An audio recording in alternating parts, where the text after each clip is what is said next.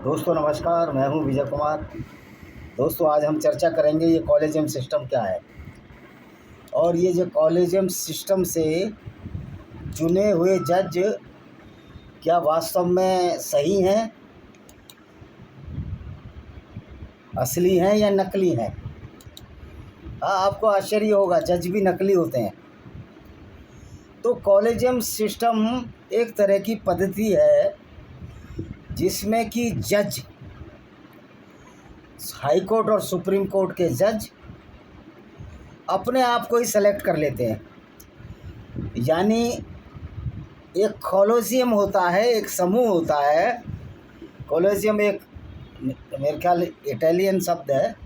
रोम में ग्लैडिएटर में जो कॉलेजियम होता था जिसमें लड़ते थे लोग, तो एक ग्रुप होता है कॉलेजियम जिसमें कि जो चीफ जस्टिस है और चीफ जस्टिस ऑफ इंडिया, वो अपने ही साथियों में से कुछ वकीलों को, सीनियर वकीलों का एक पैनल भेजता है जिसका चीफ जस्टिस हेड होता है और पैनल चुन के एक कमेटी होती है जिसका हेड चीफ जस्टिस होता है। तो ये एक पैनल भेजते हैं।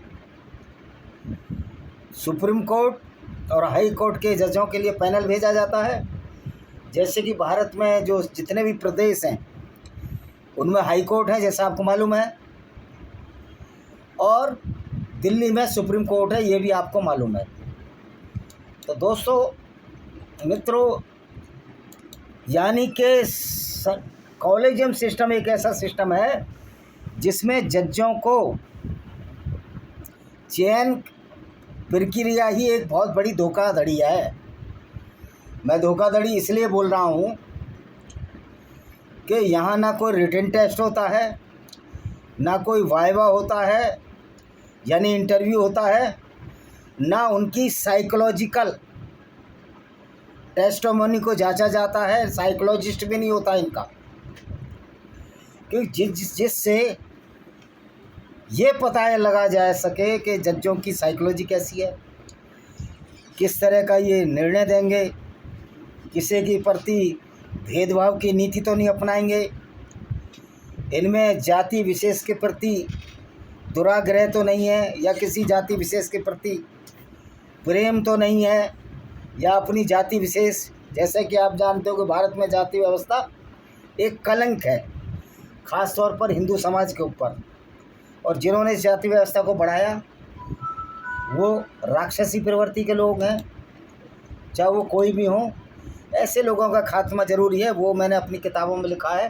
तो मैं आपको कुछ किताबें बताता हूँ जिसमें जज्जों का जो गुंडागर्दी है, जो सिलेक्शन प्रोसीजर है, ये किताब पढ़ लीजिए। Panorama of Indian democracy Indian contest, ये रुद्रा पब्लिकेशन पर है, बिलासपुर छत्तीसगढ़। ये है और ये मेरा फ़ोटो है और ये मेरा नाम है। तो आपको पता लग जाएगा कॉलेजियम सिस्टम क्या है। ये अमेजॉन फ्लिपकार्ट पर उपलब्ध है।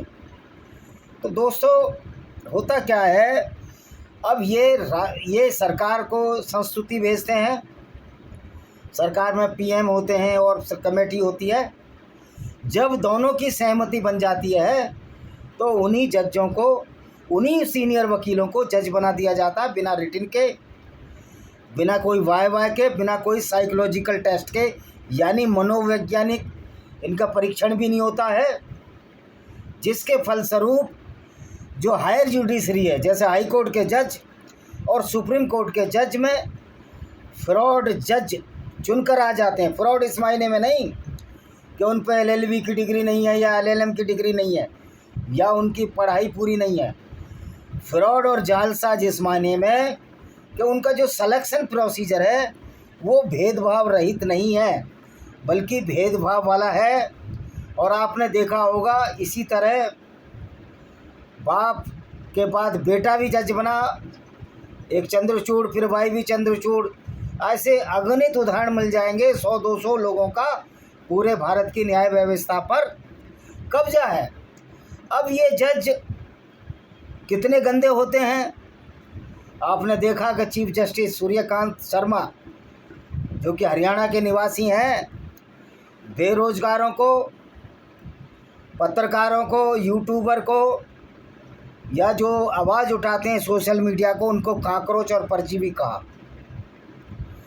जबकि सच्चाई ये है कि ये जो हायर जुडिशरी के जज हैं, जो कॉलेजियम सिस्टम से चुने गए हैं, वो खुद परजीवी हैं।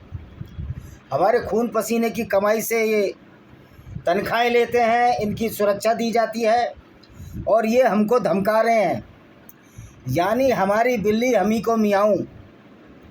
अभी रोहिणी कोर्ट में एक जज बड़ी बदतमीज़ी से पेश आया वकील साहब के साथ। मैं ये नहीं कह रहा कि वकीलों में शरीफ लोग हैं, उनमें भी कुछ अराजक तत्व हैं, लेकिन ये तो न्याय की बड़ी व्यवस्था है। इससे तो सबको न्याय मिल, हर आदमी कहता है मैं कोर्ट में जाऊंगा जब उसको न्याय नहीं मिलता, लेकिन न्याय यहाँ मिल कहाँ रहा है? ये जज कैसे ईमानदार हो सकते हैं? ये न्याय व्यवस्था कैसे ईमानदार हो सकती है जबकि कोर्ट में तारीख लगाने वाले वो पैसे मांगता है, फाइलें दिखाने के लिए पैसे मांगता है? तो इन जजों की जो मोनोपोली है, ये कोर्ट ऑफ कंटेम्प्ट की धमकियां देते हैं। ऐसी धमकी हमारे ठेंगे पर, क्योंकि आप तो खुद बेईमान हो, आप तो खुद फ्रॉड और जालसाज हो, आपके चुनने सिलेक्शन तरीका ठीक नहीं है, तो फिर हम क्यों डरें? अपराधी से क्यों डरें हम लोग? भाई वो अपराधी हुआ ना जो गलत तरीके से चुनकर आया। जब बंगाल में लोग कह रहे हैं कि वोट चोरी हुआ, ईवीएम में चोरी हुई, अब ये मैटर है, टेक्निकल मैटर है, इस पर ज़्यादा चर्चा नहीं करूँगा, तब वहाँ आरोप लगाए जा सकते हैं।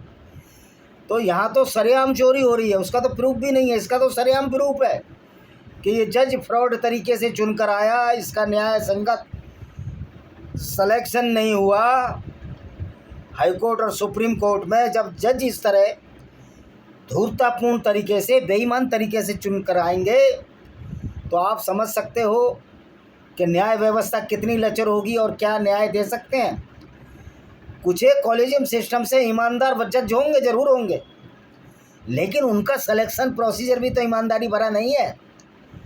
तो सुप्रीम कोर्ट के सारे जज, हाई कोर्ट के सारे जज सैद्धांतिक रूप से बेईमान हैं, फ्रॉड हैं, जालसाज हैं, और यही वजह है कि लोगों का कॉलेजियम से भरोसा उठता जा रहा है। यही वजह है कि लोग न्यायालय में जाने के बजाय खुद अपना फैसला न्यायालय के बाहर करना चाहते हैं। उसके दो तरीके होते हैं, अगर दोनों पक्ष मान जाएं तो बड़े आराम से फैसला होता है, ना माने तो हिंसात्मक तरीके अपनाए जाते हैं, जो कि देश को विद्रोह की तरफ धकेल रहे, देश को क्रांति की तरफ धकेल रहे हैं। और कोई आश्चर्य नहीं कि देश की जो क्रांति होगी इन्हीं कॉलेजियम सिस्टम के जजों की वजह से होगी, क्योंकि जो जजों का तरीका है पूर्णतः अवैज्ञानिक है। भाई जब सबके लिए सिलेक्शन है तो इनके लिए सिलेक्शन क्यों नहीं? ये क्या आकाश से उतर कर आए हैं या ये नॉन बायोलॉजिकल लोग हैं, ये माँ बाप से पैदा नहीं हुए? अरे ये भी हमारी और आपकी तरह इंसान है, और ये साधारण इंसान नहीं है, ये तो टॉप के धूर्त और जालसाज लोग हैं, क्योंकि इनके सिलेक्शन प्रोसीजर सरकार की भी इसमें मिली भगत है। तो दोस्तों, ये जो भारत की न्यायिक व्यवस्था है, भारत के करप्शन की जो व्यवस्था है, वो न्यायालय से चालू होती है। मैं कहता हूँ न्यायालय में अगर करप्शन ख़त्म हो जाए तो क्या मजाल, आईएएस, आईपीएस और अन्य कर्मचारी अधिकारी करप्शन कर चुके हैं। और यही वजह है क्योंकि जज खुद भ्रष्ट है, जज का सिलेक्शन भ्रष्टपूर्ण तरीके से है, इनके आचरण सही नहीं है। जब आचरण क्या सही होगा, जब बीज ही गलत रोपा जाएगा तो आचरण क्या सही होगा, क्योंकि इनका सिलेक्शन प्रोसीजर ही गलत है, कॉलेज सिस्टम गलत है, तो इनके आचरण से अच्छे की उम्मीद तो की नहीं जा सकती। अगर कुछ आचरण से अच्छे की उम्मीद ये जज करते भी हैं, आचरण अच्छा बहुत सारे लोग, लेकिन इनके सिलेक्शन प्रोसेस में तो वो ईमानदारी नहीं है, तो उंगली ऐसे लोगों पर भी उठ जाती है जो व्यवहार में अच्छे हों बोलचाल में अच्छे हों और हो सकता है फैसले भी अच्छे देते हों, लेकिन वो लोग भी भ्रष्ट तरीके से आए हैं, कंप्रोमाइजिंग तरीके से आए हैं, क्योंकि सरकार भी अनुमति देती है। चीफ जस्टिस से कंप्रोमाइज होकर आए हैं। हो सकता है कुछ ब्राइबरी चलती हो, मुझे तो पता नहीं। और मज़े की बात है, जजों के चैम्बर में सरेआम वहाँ जज बैठा है और तारीख बनाने के डिस्ट्रिक्ट कोर्टों में रिश्वत ली जाती है। तो सबसे भ्रष्ट देश की जुडिशरी है। उसकी वजह ये है कि ये जो जुडिशियल सिस्टम है, जब तक पूर्णतः ईमानदार नहीं होगा, देश में भ्रष्टाचार का राज खत्म नहीं किया जा सकता। यही वजह है कि सबसे बड़ा नैतिक दायित्व भारत की जुडिशरी न्यायिक व्यवस्था का बनता है, नेताओं का दायित्व है। ये भी बेईमान है, दूध के दूल्हे नहीं है ज़्यादातर, लेकिन इनको तो उतार सकते हो आप, क्योंकि ये चुनकर आते हैं, पब्लिक से लड़कर आते हैं, और पब्लिक है जो ऐसे बेईमान नेताओं को जिताती है, तो दोष पब्लिक का है। लेकिन जजों के सिलेक्शन में ना कोई इंटरव्यू है, ना रिटन टेस्ट है, ना कोई इनका इलेक्शन है, तो ये तो सीधे बैकडोर एंट्री है। यानी कि भाई भतीजावाद पनप रहा है। कॉलेज सिस्टम एक भाई भतीजावाद है, जिससे न्याय व्यवस्था में भ्रष्टाचार पनप रहा है। तो दोस्तों, आज इसलिए जजों की कोई इज्जत नहीं है। न्याय हमेशा सर्वोपरि रहेगा, क्यों न्याय एक कॉन्सेप्ट है और जज एक ऑब्जेक्ट है। तो जज अच्छा भी हो सकता है, बुरा भी हो सकता है, लेकिन जो कॉलेजियम सिस्टम है ये इस बात पर प्रश्न लगाता है कि हर जज जो कॉलेजियम सिस्टम से चुनकर आ रहा है वो ईमानदार होगा। निश्चित तौर पर जो सिलेक्शन में बेईमानी से आया वो बेईमान होगा। इसलिए सारे जजों को हम कह सकते हैं कि सारे जज जो सिलेक्शन किया है हाई कोर्ट और सुप्रीम कोर्ट में, ये न्याय व्यवस्था के सिद्धांत के विरुद्ध है, ये संविधान के विरुद्ध है, और ये संविधान की अवमानना भी है, और देश की जनता के खिलाफ ये एक न्यायिक व्यवस्था का षड्यंत्र है, जिसको देश की जनता समझेगी, सड़कों पे उतरेगी, इनका विरोध करेंगे। इसी के साथ मैं इस वीडियो को विराम देता हूँ।